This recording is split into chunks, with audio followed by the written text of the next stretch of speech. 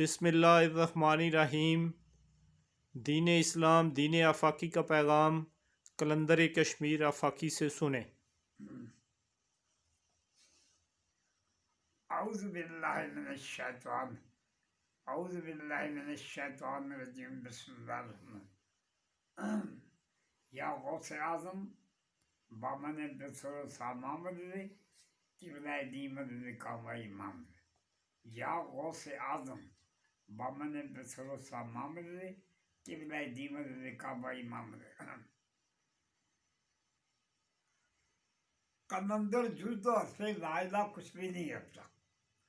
कलंदर जुर्दो से लाइला कुछ भी नहीं रखता। फ़कीए शहर कानून है धोता है आज़ादी का। हंगामे मेरे तेरी कुव्वत से ज़्यादा, हंगामे हैं मेरे तेरी कुव्वत से ज़्यादा, बचता हुआ नगाह कलंदर से गुजर जा।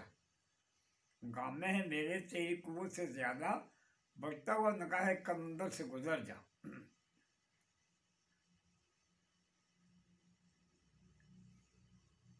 रमे जिंदगी गमे जिंदगी, गमे जिंदगी समय जिंदगी, रमे जिंदगी गमे जिंदगी, गमे जिंदगी समय जिंदगी। रमे गम न कर समय गम न कर, रमे गम न कर समय गम न कर, कि यही है शान कलंदरी।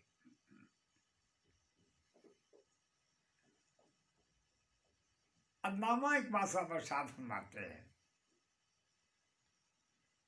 इश्क की एक दस्त ने, इश्क की एक दस्त ने तय कर दिया किस्सा तमाम।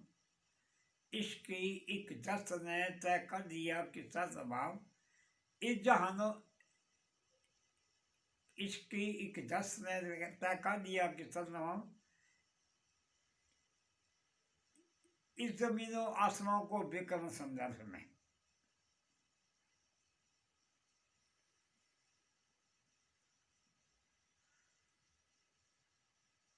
आज मेरा मौजू सरकार नबीबा की मोहब्बत है, नाब गौसपा की मोहब्बत है, बुजुर्गान दीन की मोहब्बत है।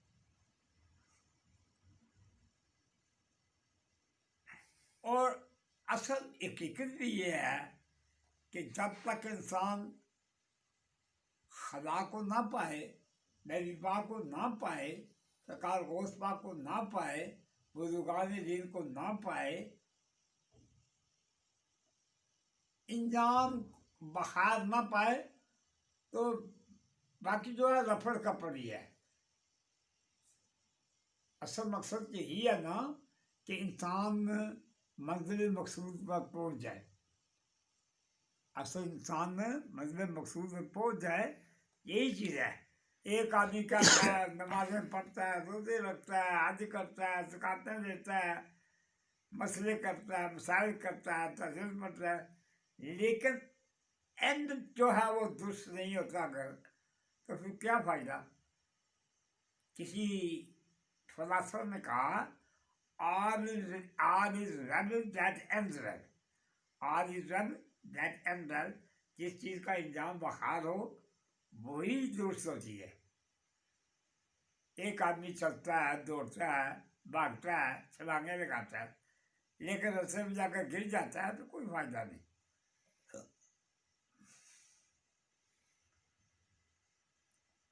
हमारा मकसद, मेरा आज का जो मौजू है वो नबी पाक की मोहब्बत है, सरकार नबी पाक की अतात है, सरकार नबी पाक से तल्लक है, सरकार नबी पाक के फरमानों की अतात करनी है। ये बात गौर से सुन ले और पल्ले बांध ले। क्या कि अगर आप कामयाब होंगे तो नबी पाक के फरमान के अतात से होंगे।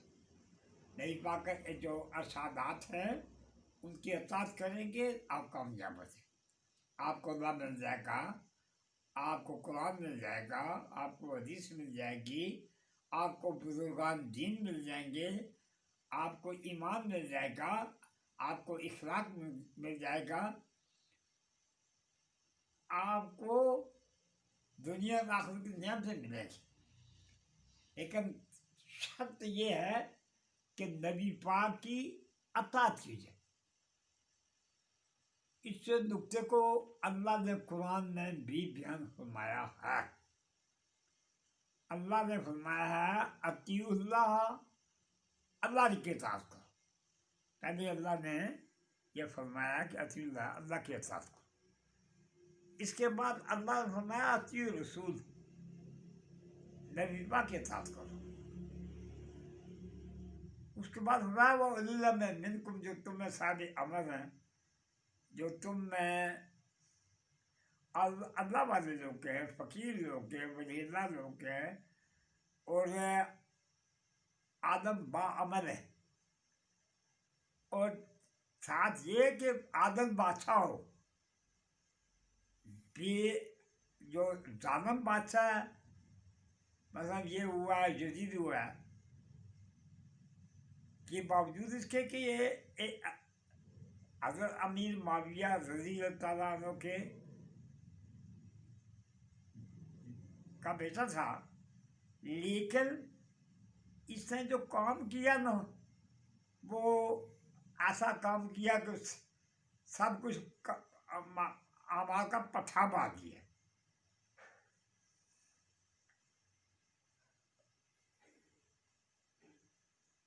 अब हम चलते हैं, आदमी कामयाब किस वक्त होता है, ये हम देख रहे हैं कि आप कामयाब किस तरह हो सकते हैं। बुजुर्गों ने क्या फरमाया, बुजुर्गों ने क्या फरमाया कि किससे आप कामयाब होंगे। बुजुर्गों ने फरमाया पहले ये बात याद रखें, इखलाक सबसे करना तासीर है तो ये है, इखलाक सबसे करना तासीर है तो ये है, खाक आपको समझना अक्सीर है तो ये है। इखलाक सबसे करना, हमारी नबी पाक में अच्छा इखलाक ही पेश करना है।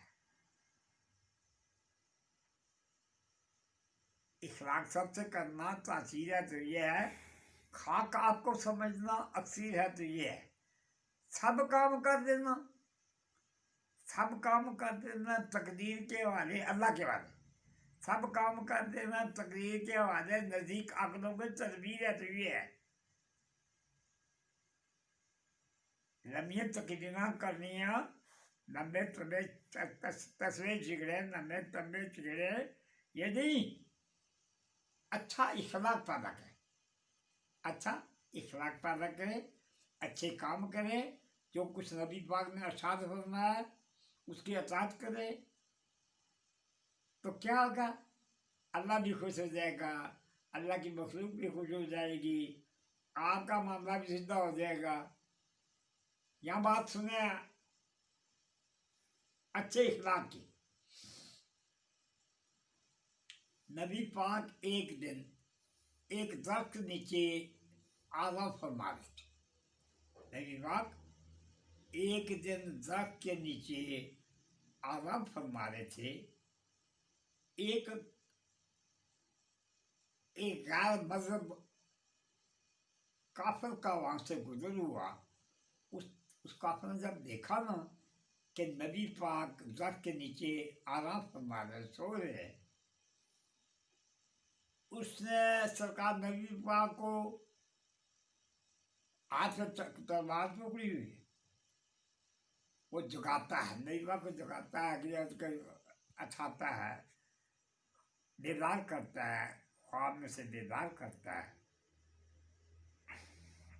वो कहने लगा, वो शख्स जो था जिसने सरकार नबी पाक को जगाया, ख्वाब से बेदार किया, वो कहने लगा नबी तो मानता ही नहीं था, क्योंकि यकीन नहीं था सरकार की नबूवत पर। वो कहने लगा, ये जो मेरे हाथ में तलवार है, ये जो मेरे हाथ में तलवार है, अल्लाह के नबी, इसमें इस तलवार से आपको कौन बचाएगा। तो सरकार को पर वो ईमान नहीं रखता था वो सरकार की नबूवत पर। वो पूछता है, ऐ मोहम्मद सल्लल्लाहु अलैहि वसल्लम, ये जो मेरे हाथ में तलवार है, इस वक्त आपके हाथ में तलवार कुछ नहीं है, तलवार नहीं है। आप ये बताएं, ये मेरी इस तलवार से आपको कौन बचाएगा?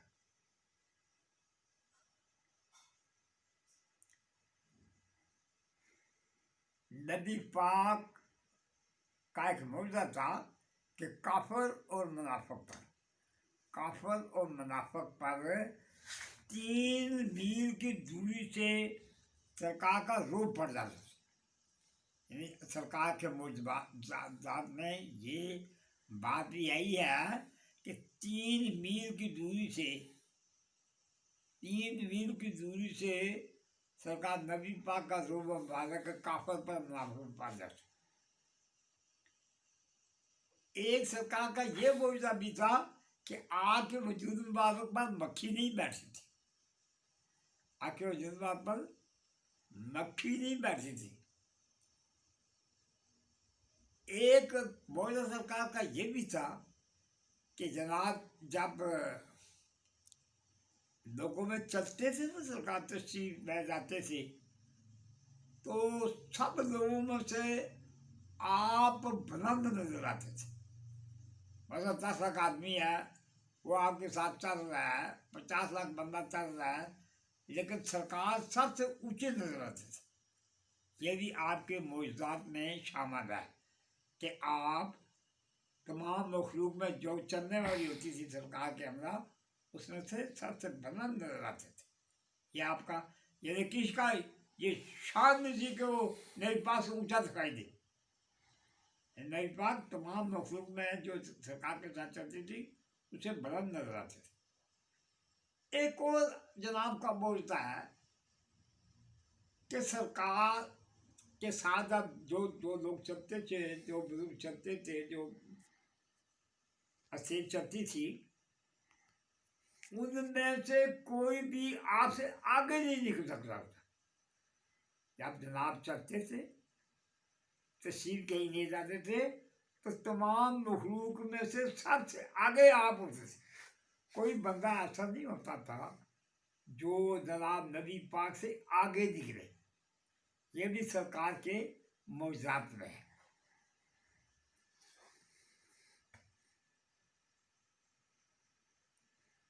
वो जो बंदा था ना जिसे जनाब नबी पाक को बेदार किया और कहा कि ये जो मेरे हाथ में तलवार है, इस तलवार में से आपको कौन बचाएगा? तो नबी पाक ने अरशाद फरमाया, सरकार ने अब तो जो फरमाई ना, तो जो फरमाई तो वो तलवार उसके हाथ से नीचे गिर पड़ी।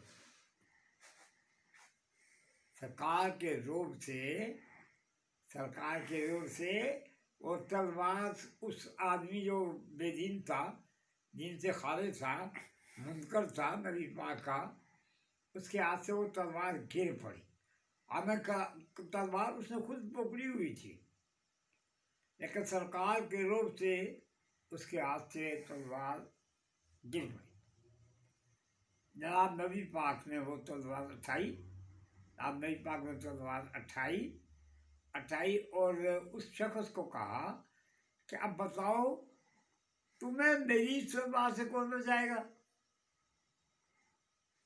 अब तुम ये बताओ कि जो तुम्हारे हाथ से तलवार गिरी है और इस वक्त मेरे हाथ में है, इस तलवार से आप तुम्हें कौन बचाएगा? वो कहने लगा, जी बात ये है, मैं अब अच्छे इखलाक की बात नमूना पेश कर रहा हूँ जो नबी पाक ने पेश फरमाया। सरकार नबी पाक ने जब फरमाया ना, मेरे हाथ में जो तलवार है, इससे अब तुम्हें कौन बचाएगा? मैं तो बच गया हूँ, कुछ तलवार में मेरे हाथ से छूट पड़ी है और वो तो मेरे हाथ में आ गई है। अब तलवार मेरे हाथ में, तुम मेरे रहम करम पर हो, तुम्हें कौन बचाएगा? तो वो कहने लगा, जी कि जनाब मेहरबानी फरमाएंगे तो मैं बच सकता हूँ। अब देखिए, आला तरी इखलाक का नमूना जो नबी पाक ने पेश फरमाया, वो शख्स है जो उसने आन का जला नबी पाक को ख्वाब से बेदार के जगाया, और जब नबी पाक को उसने कहा कि अब मेरी इस तलवार से तुम्हें कौन बचाएगा, नबी पाक ने जब तो जो फरमाई ना, तो तलवार उसके हाथ से नीचे गिर पड़ी। उसके बाद नबी पाक ने उठा कर फरमाया था, अब भाई तुम्हारे तो मेरे हाथ से तुम्हें कौन कौन बचाएगा। वो कहने लगा, जी जनाब ही मेरे भाई फरमाया ये काम ठीक हो जाएगा। नबी पाक ने फरमाया, एक सूरत है, एक सूरत है तुम्हारे बचने की, वो ये कि तुम ईमान ले आओ, मुसलमान हो जाओ, ईमान ले आओ, मुसलमान हो जाओ, मेरी नबूवत का इकरार करो, अल्लाह की वादानियत का इकरार करो, मेरी रिसालत और ख़त्म नबूवत पर ईमान लाओ, बस तुम्हें मैं छोड़ दूँगा, तुम्हें मैं कुछ नहीं कहूँगा, मारूंगा नहीं। अब देखिए सरकार का इखलाक के आला तरीन का नमूना, वो आदमी कहने लगा उस वक्त के कुछ लोग भी इस किस्म के खतरनाक थे, बाजे जो यानी बहुत ही सख्त खतरनाक किस्म के इखलाक के मालिक थे कुछ लोग, सारे नहीं, क्योंकि अल्लाह वाले भी तो होते हैं ना, मुसलमान भी हैं, मोहम्मद भी हैं, घोष भी है, कुतुब भी है, अब्दाल भी है, कलंदर भी है, अखियार भी है, नेक भी है, मजदूब भी है, कलंदर भी है। हुआ क्या जनाब, नबी पाक ने फरमाया,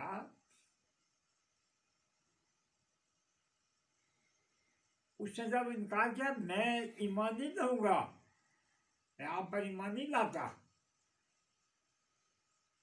मैं मुसलमान नहीं होता, क्या तुम आप मुझे मार लें। देखिए सरकार का आदि जर्फ देखे, आदि हौसला देखे, अपनी आदि जर्फी देखें, आला इखलाक देखें। हम जैसा कोई मुसलमान होता तो कह रहा भाई कि खूब ही चुकाओ, एक तो इसने सोए हुए इंसान को झुकाया, उसके आराम में खलल पैदा किया, फिर ये जो है वो कत्ल करने पर आमादा हो गया कि जो इस्लाम के मानने वाले हैं, पेश करने वाले उनके खिलाफ हुआ, और फिर अब ये कहता है मैं मुसलमान नहीं होता, चाहे तुम्हें मारो या ना रखो।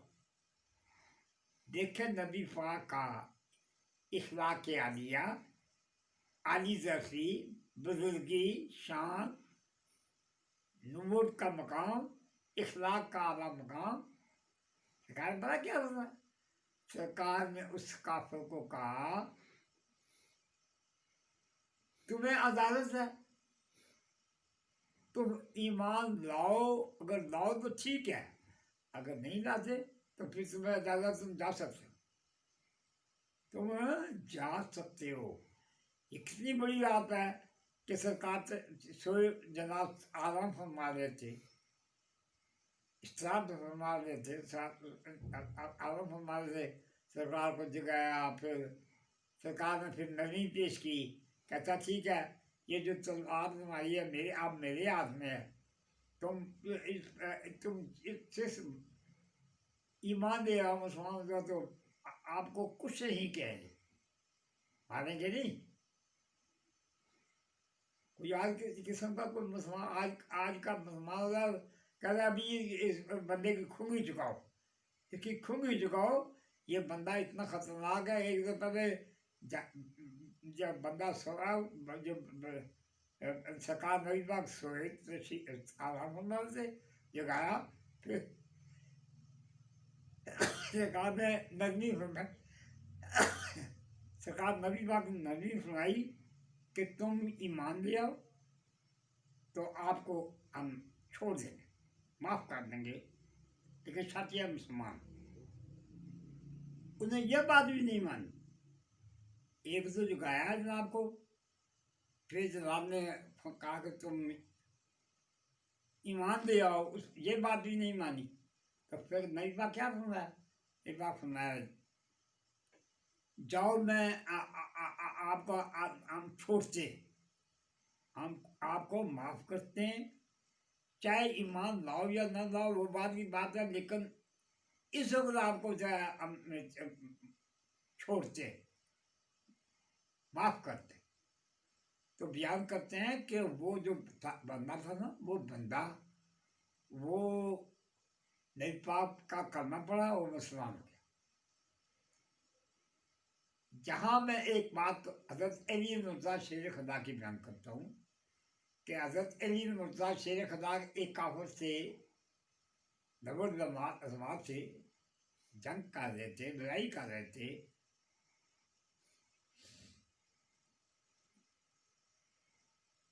लड़ाई करते करते, जंग करते करते, तलवार का एक दूसरे पर वार करते करते, वो जो था ना वो काफिर, मुकाबले का काफिर जो अली मिर्ज़ा शेर खुदा के सामने आया, उसने नबी हज़रत अली मिर्ज़ा शेर खुदा के चेहरे पर थूका। अब ये देखना है कि थूकने से तो वो गुस्सा बढ़ता है कि इसने मेरे चेहरे पर थूका है, तो ये गुस्सा बढ़ा। लेकिन एलियन मिर्ज़ा ने बजाय चाहिए तो ये था कि उसको कल कर देते कि तुमने मेरे चेहरे पर थूका है, इंतकामन मैं तुमसे इंतकाम लेने के लिए मैं तुम्हें कत्ल कर दूँ। हज़रत अली मिर्ज़ा शेर खुदा सरकार ने वो उस बंदे को बजाय कत्ल करने के उस बंदे को छोड़ दिया, उस बंदे को छोड़ दिया। जो काफिर था मुकाबले में जो लड़ रहा था, जिसने जनाब के चेहरे पर थूका, वो उसको छोड़ दिया, कत्ल नहीं किया, बजाय कत्ल करने के उसको छोड़ दिया। वो जो बंदा था ना जिसने थूका था, वो कहने लगा जी मैंने आपके चेहरे पर थूका है, चाहिए तो ये था कि आप मुझे कत्ल कर देते, कत्ल फरमा देते, इंतकाम लेते कि मैंने आपके चेहरे पर थूका है और आपको परेशान किया है, आपको नाराज किया है, तो बजाय मुझको मारने के आपने मुझको छोड़ दिया, इसका क्या सबब है? सुने अली मिर्ज़ा शेर खुदा का फरमान। और एलियन मिर्ज़ा शेर खुदा फरमाते हैं मैंने नबी पाक से 1000 बाब इल्म का पढ़ा है, नबी पाक से मैंने नबी पाक से 1000 बाब इल्म का पढ़ा है। और ये हज़रत अली मिर्ज़ा शेर खुदा फरमाते, और एक बाब इल्म का पढ़ने से 1000 दरवाज़ा मेरे पर इल्म का खुला है। 1000 बाब मैंने इल्म का पढ़ा है नबी पाक से, नबी पाक से, और एक बाब के पढ़ने से मुझ पर 1000 बाब इल्म का खुला है। ये जो नाम नबी पाक ने जो अरशाद फरमाया ना, अना मदीनतुल इल्म अली बाबा, मैं इल्म का शायर हूँ, अली उसके दरवाजे हैं। इस बात में भी एक बार नुकता नबी पाक ने बयान फरमाया कि कोई शख्स ये चाहे कि मेरे इल्म से, मेरे इल्म के शायर के से इस्तेफादा करने के लिए अगर कोई चाहता है तो उसको पहले एलियन मिर्ज़ा शेर खुदा के दरवाजे पर आना पड़ेगा। एलियन मिर्ज़ा शेर खुदा के दरवाजे पर आएंगे तो उनकी वसातत, सरकार की वसातत से, उनकी वसातत से, उनके सबब से वो मुझ तक पहुँचेगी। तो एक शख्स के मैं हज़रत अली मज़ार शेर खुदा की तरफ रजू नहीं करता, मैं अपनी अकलदानी को इस्तेमाल करूँगा तो वो फेल हो जाए। जिन्हें हर बात का एक तरीका है। आज मैं हकीम हूँ, तो जब कोई मरीज होगा तो वो पहले हकीम साहब के पास आएगा, हकीम साहब मुझे ये बीमारी है, कोरोना हो गया है, या ये मुझे निमोनिया हो गया है, या मुझे टीबी हो गई है, या दमा हो गया है, आप मेरा इलाज करें। तो फिर हकीम साहब अपना जो है ना इल्म, वो कहते हैं इल्म बाजना हिकमत होती, इल्म बाजना पीरी। इल्म बाद, किसी बुजुर्ग ने फरमाया है, इल्म बाजना हिकमत होती, इल्म बाजना पीरी। इल्म बाद मान बंदे न इल्म बाद फकीरी। ये फकीर का इल्म है ना, ये भी इल्म है। खुदा को किस तरह पहचाना जाता है, वो कौन से जराए हैं, कोई मामलात है, कौन के असूल है, ये पर अमल पैदा होकर इंसान खुदा रसीदा होता है। फिर ये है कि वो जो इल्म है ना, उसको जानने के लिए भी रैबिल कामल की जरूरत है।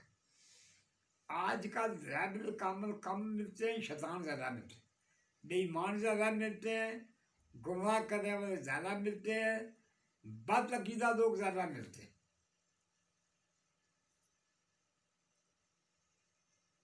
जिन्हें आजकल अदायत की तरफ रहनुमाई करने वाले बहुत कम लोग मिलते हैं।